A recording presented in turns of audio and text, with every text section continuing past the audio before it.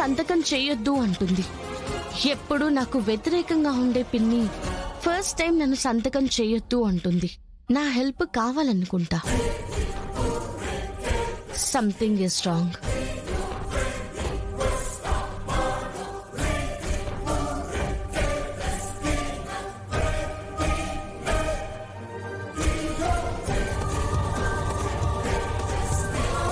ఏంటమ్మా ఆగావు?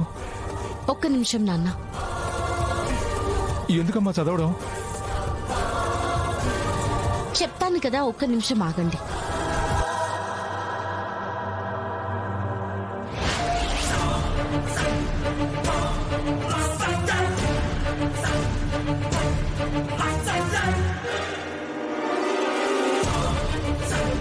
నాన్న, ఇల్లు అమ్ముతున్నట్టు రాసింది. మీరు ఇన్సూరెన్స్ అని అబద్ధం చెప్తున్నారు కదా. ఏదో జరుగుతుంది అని అడుగుతుంటే ఏదో చెప్తున్నారు. ముందు ఏమైందో నిజం చెప్పండి నాన్న. ఏంటి జగదాత్రి, తండ్రిని అనుమానిస్తున్నావా? నేనేమన్నా మీ ఆస్తిని తగలబెడుతున్నాను అనుకుంటున్నావా? ఇదేం మీ తాతలు సంపాదించింది కాదు, నా కష్టార్జితం. అమ్ముకుంటాను, ఏమన్నా చేసుకుంటాను. సంతకం మాత్రం చేస్తే చాలు.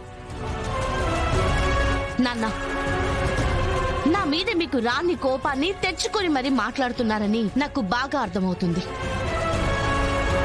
మీరిలా నటిస్తున్నంత మాత్రాన నేను అడగను అని అనుకోకండి. మీ కష్టార్జితాన్ని మీరేం చేసుకున్నా సరే నేనేం అడగను నాన్న. కానీ అది దేనికో అని మాత్రం మీరు చెప్తేనే కదా నాకు తెలుస్తుంది. అది నాకిప్పుడు తెలియాలి నాన్న. తెలిసేదాకా నేను వదలను. రేఖ, సంతకం చేయొద్దని నువ్వే చెప్పావు కదూ.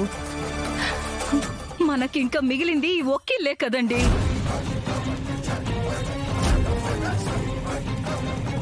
అందుకే మావయ్య గారు, మీ సమస్య ఏంటో తెలిస్తే మీకు అండగా ఉంటామని అది మీకు కూడా తెలుసు. కానీ ఎందుకు చెప్పట్లేదు? అలాంటిదేం లేదు బాబు. అలాంటిదేం లేకుండా ఈ ఇల్లు ఒక్కటే మిగిలిందని పిన్నెందుకు చెప్తున్నా? చెప్పండి. ఇప్పుడు నేనేం చెప్పలేనమ్మా. సంతకం పెట్టు.